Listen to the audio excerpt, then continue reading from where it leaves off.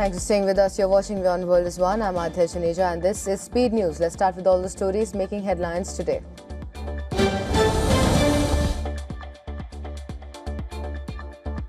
PM Takaichi arrived in India for the 16th India-Japan Annual Summit, where both countries signed more than 129 memorandums of understanding across emerging sectors. The agreements spanned batteries, pharmaceuticals, biotechnology, mobility, financial services, and internet governance. As India and Japan celebrate 75 years of diplomatic relations, the two sides also announced that 2027 will be observed as the India-Japan Year of Shared Horizons, featuring cultural, economic, scientific, and people-to-people exchanges.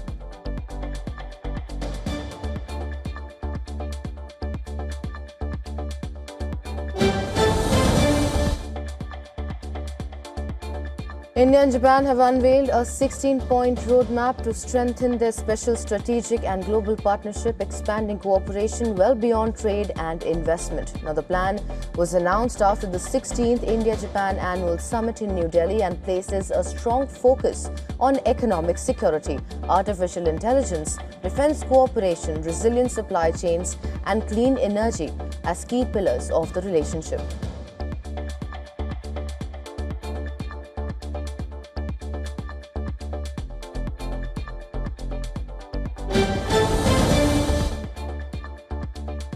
Russia launched a major barrage on Kyiv on Thursday, killing at least 27 people. The strikes damaged several apartment blocks and forced tens of thousands of residents into shelters. Ukrainian President Volodymyr Zelensky said his forces would definitely respond to the overnight attacks while visiting a partially destroyed residential building in the capital. The Kremlin, meanwhile, said it would intensify pressure on Kyiv, maintaining its hardline stance and rejecting calls for compromise.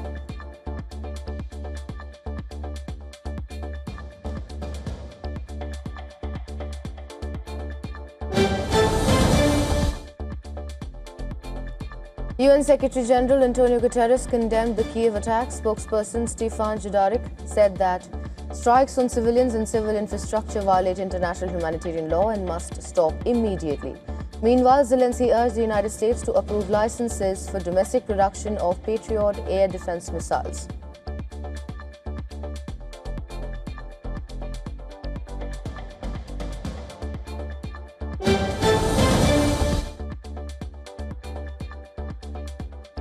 EU Foreign Policy Chief Kaja Kallas said that the European Union will propose a new package of sanctions against Moscow following the latest attack. Kallas signed and signaled that the EU is preparing to step up pressure on Russia as the conflict intensifies, with the proposed measures aimed at increasing economic and political costs on Moscow.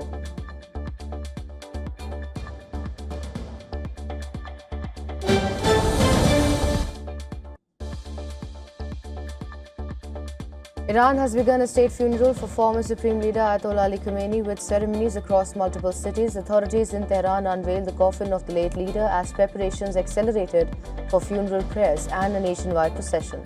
State media report says that the six-day mourning period, which begins on 4th of July and concludes on 9th of July, will draw massive crowds. Iranian officials expect participation of more than 20 million people in Tehran alone and up to 35 million across the country.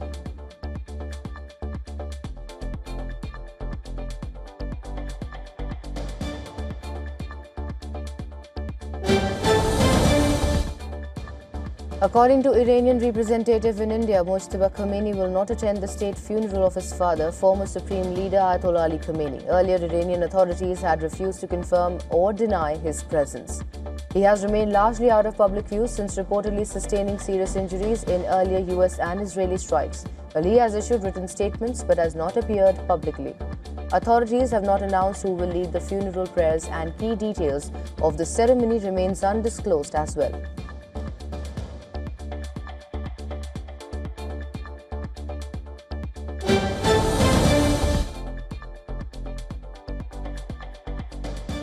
A 1,000 days after Hamas's October 7th attack triggered a prolonged regional conflict, thousands of Israelis poured into the streets demanding accountability from their leaders. Crowds gathered outside the Knesset and Prime Minister Benjamin Netanyahu's residence, accusing the government of failing to take full responsibility for the events that followed. Demonstrators blocked key roads and clashed with police, who detained several protesters during the unrest.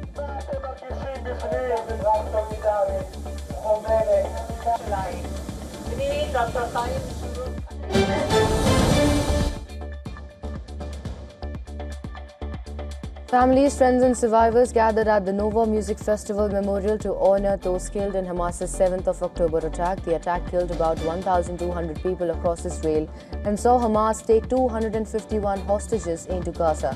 Israel says it launched its military campaign in Gaza to dismantle Hamas in response to the 7th of October attack, which ultimately triggered a widespread war.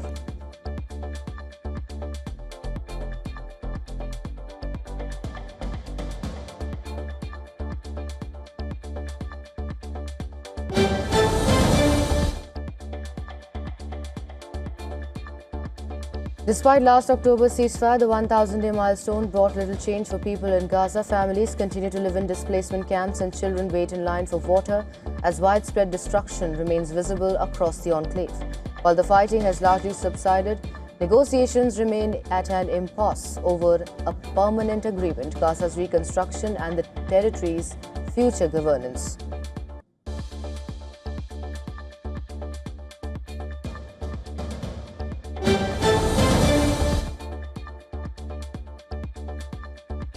In Venezuela, rescuers pulled a 43-year-old man alive from the rubble of a collapsed building on Thursday, 8 days after a pair of deadly earthquakes struck the country. Crowds of rescue workers cheered and embraced as the security guard was brought out on a stretcher from the remains of a 7-story building in Katialamar, a coastal area heavily damaged in the 24th of June disaster. The official death toll has climbed above 2,900, with many people still missing.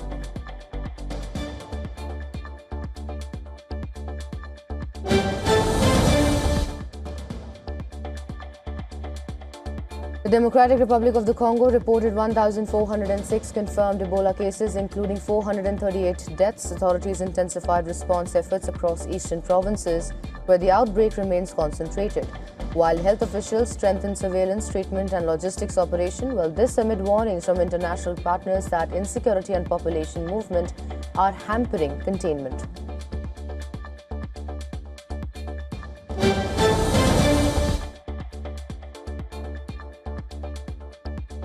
Algerians voted on Thursday to elect a new parliament in a low-turnout election marked by widespread voter apathy and candidate disqualifications. About 25 million eligible voters chose 407 lawmakers from 1,235 candidates amid economic pressures and concerns over shrinking civic freedoms. Polling stations were largely empty in the capital, even as officials projected a provisional turnout of around 20%.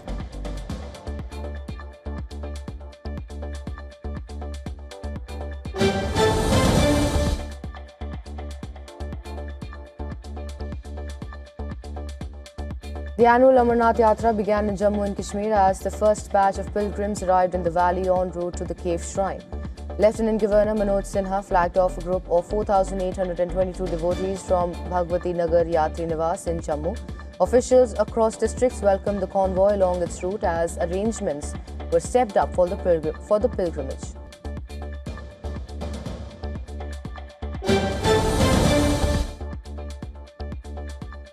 India's Meghalaya recorded an alarming 74% rainfall deficit this monsoon season, which is the highest in the northeastern region. The India Meteorological Department reported just 192.9 mm of rain between 1st of June and 1st of July against a normal of 750.8 mm, placing the state in the large deficient category. This has raised concerns over agriculture, water supply and fragile ecosystems in one of the world's wettest regions.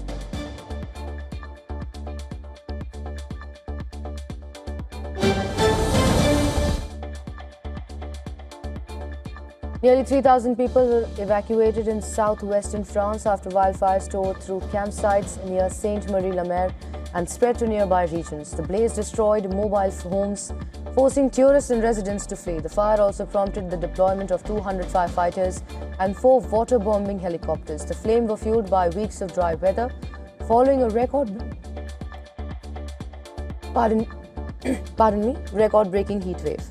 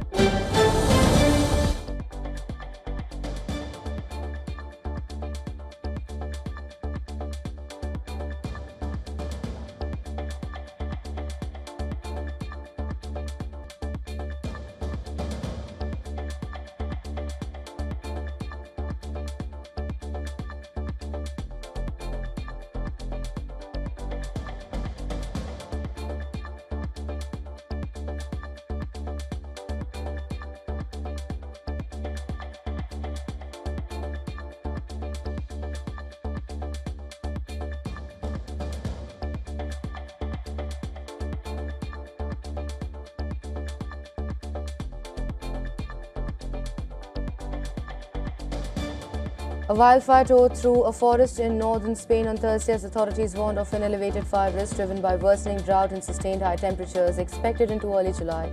Scientists linked the extreme heat conditions to human-caused climate change, saying the heat wave would have been virtually impossible without it and that the unusually high nighttime temperatures have become far more likely over the past 2 decades.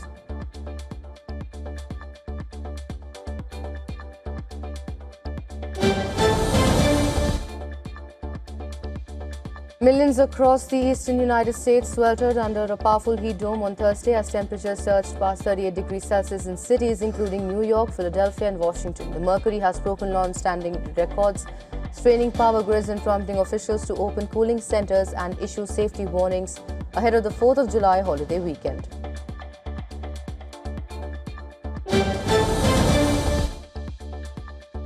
Heavy rainfall pushed up river levels at Iguazu Falls, drawing visitors to the popular South American tourist site. Authorities on the Argentina side temporarily closed the Garganta del Diablo circuit after increased water flow, even as the Brazilian side remained open and continued to welcome tourists. The UNESCO-recognized natural wonder is located on the border between Argentina and Brazil.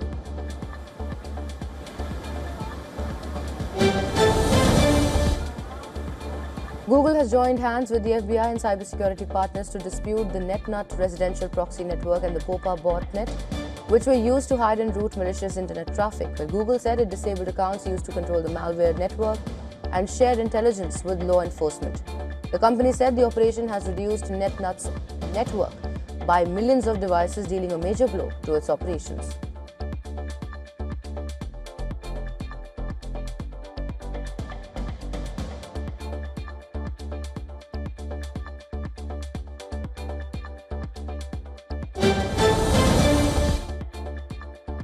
Germany is planning to give its intelligence agencies new powers to hack, disrupt and mislead foreign cyber attackers under a draft law. The proposal would allow spy agencies to break into attacker systems, delete data, disable malicious tools and carry out deception operations during major cyber threats.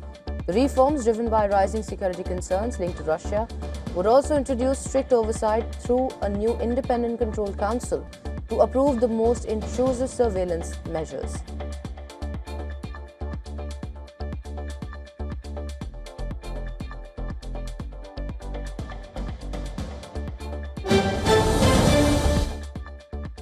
Amazon is preparing to launch its LEO satellite internet service later this year after its latest rocket mission took the constellation to 394 satellites in orbit.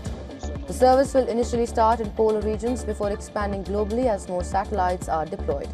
Amazon's LEO network is designed to rival SpaceX's Starlink, with a long-term plan to build a constellation of more than 3,200 satellites for worldwide broadband coverage. Seeing the images from the live cameras a few seconds. Asian markets traded mixed after a weaker than expected US jobs report reduced expectations of a near-term Federal Reserve rate hike. South Korea's Kospi led losses, while broader Asian shares edged slightly higher. Traders now see a higher chance of the Fed keeping rates on hold in September. On Wall Street, the Dow hit a record high, while the Nasdaq closed lower.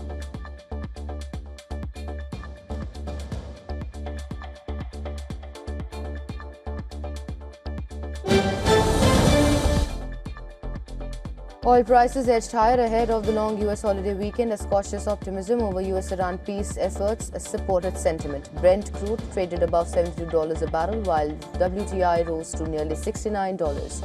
Markets remain watchful as the Strait of Hormuz reopens to normal traffic. Kuwait has ramped up oil output, while Saudi Arabia has boosted exports, helping ease supply concerns.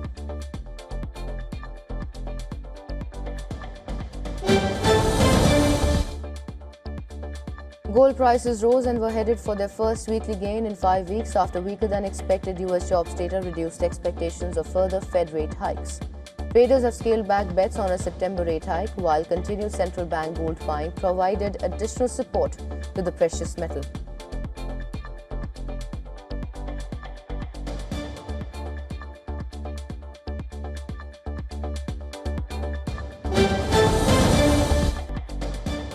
Goncalo Ramos headed Portugal into the lead in the 4th minute to stoppage time before Croatia saw a last-gasp equalizer ruled out for offside in Toronto.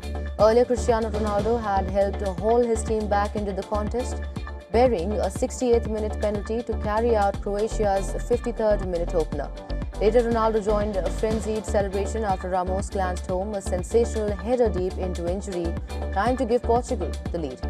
But they were left stunned when Croatia prodded home an apparent equalizer in stoppage time. Yet there was one final twist when the goal was chalked off for offside after a lengthy VAR review.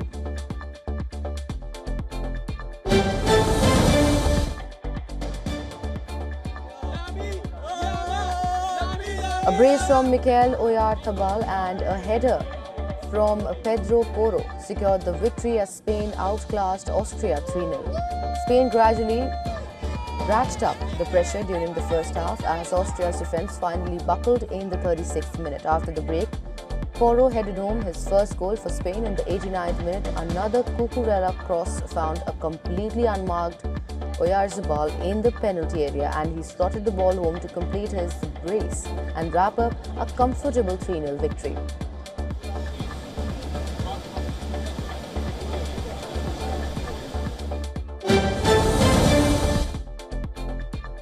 Taylor Swift and Travis Kelce have donated $26 million across at least 20 charities this week, a representative announced ahead of their highly anticipated wedding at Madison Square Garden. The list includes 9 food banks, 7 educational programs, 3 children's hospitals, and an animal cruelty organization, with many groups located in cities holding personal ties for the couple. The couple has still not officially confirmed the wedding itself, though law enforcement sources say the ceremony is expected to take place this weekend.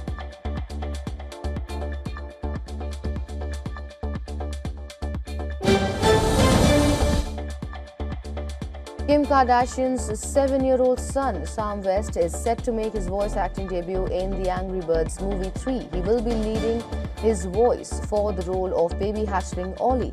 Directed by John Rice, the animated film also boasts a starry voice cast including Josh Gad, Danny McBride, Keke Palmer and Lily James. The movie is scheduled to hit theatres on 1st of January.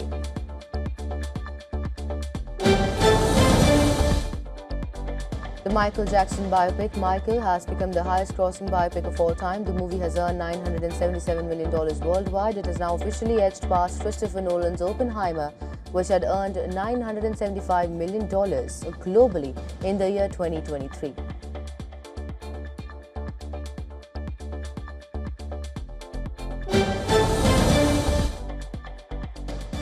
Dwayne Johnson has confirmed that the studio is officially developing Moana 3. Speaking at a press conference in Rio de Janeiro ahead of the release of the live-action remake, Johnson said the studio wants the live-action film to arrive first before moving forward on the animated sequel. He further said that writers Jared Bush and Dana Ledoux Miller, who penned Moana 2, will pen the script of the film.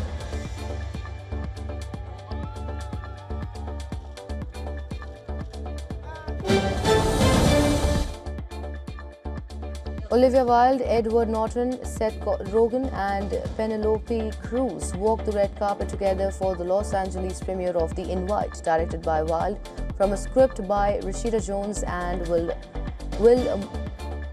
McCormick. The dark comedy follows a married couple whose crumbling relationship unravels further when their enigmatic upstairs neighbors come over for a chaotic dinner party. The movie is an English-language remake of the Spanish film The People Upstairs. The movie is set to release worldwide on 10th of July.